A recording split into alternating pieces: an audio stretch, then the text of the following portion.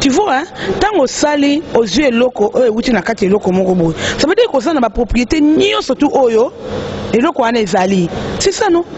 Aux en a on sort. Mais tant on se comme bimisio, babaki sur les locaux, ça veut dire que aux en a un plus. Ngana baki basi bazana, et locaux yanzambe, bazango. Bango on ne va pas comprendre te. Biso basi, hein, on se dit to comprendre te. Ngana zane secondaire nzamba kilanga mwasi parce que nayebi ke biloko mususu o nazwaka c'est parce que na ape mwasi ce qui nzambe abandeli ko sala mokili sakalamba okolinga kobota mobali to mwasi te mwasi kaka na bota mobali te na bota mobali ngana bota mwasi ngana linga kozala mwasi po nayebi quel pouvoir moi ça zango nayebi quel pouvoir moi ça zango baloba toujours hein. Derrière un grand homme, il y a toujours une grande dame. Vous comprenez? Derrière un grand homme, il y a toujours une grande dame. Ça veut dire quoi? Babi misio. Yo to bima liboso. Mais babi na sima no eza mutu moko makasi aza na sima. Vous comprenez? Ça veut dire que yé o aza sima na aleki o aza liboso. Yé mta o tindika. Yé mta o bimisa. Pour mon bal va kende, mon bal net a kende, to balati, to yebi. Mon bal va kende sika. Aya ebi si moi si na ok, possible. Moi si mta otala, est-ce que là tu bien?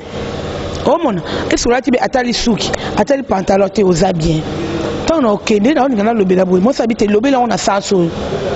Oh mon. Pour moi ça mona liboso, moi ça mona musika. Eza nature on nzamba pesa biso. Vous comprenez? Et ça, on a mis juste awa.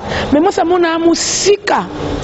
Moi, si Kolobela, ezali moi si mon colonello, ezali nature d'une femme, ndenge Zambia sala moi si, top ezali moi si oyo to kobiki la mokolo, moi Valérie Sakalamba biabola, ozali moi na ngumba kisasa, ozali moi na limete, ba yebi, au botem na kingabo, okolo na kingabo, okovanda na kingabo, kimi bango mokolo mokote. Mama Valérie. Bilenge basi o basala mabala mokonelo oyebi na bola moyete mabala lelo soko umela te hein pour qu'on s'en amener mabala kalezala ki moi si elo comme si ki abali ba impoli basi ba incivique basi bali ba mal éduqué na kati ya mokili oyo o ba kolata mabe basi ba ko se kotoma mabe basi yelo ko na moko beta to na likambo oyo ba mama oyo bala musaka bato na tongo le col ba mama biso ya Kovo Vadiz ba mama ya mama poto ba mama ya Gregoza ba mama ya bona ba sisi mokono lete le basi komi ya manzaka ya chaku moi c'est komi ya kabelo moi c'est komi ya sile na misu moi si kani yo kolobela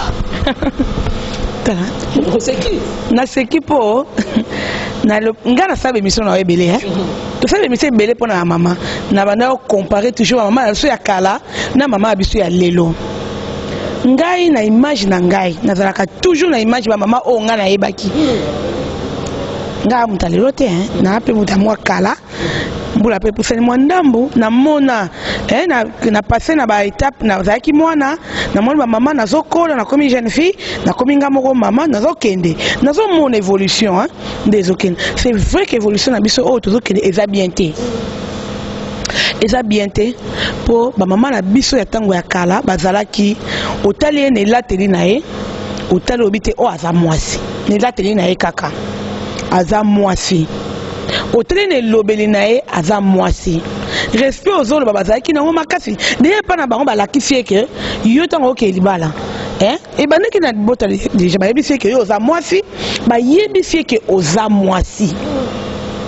Vous comprenez? Ça, c'est primordial.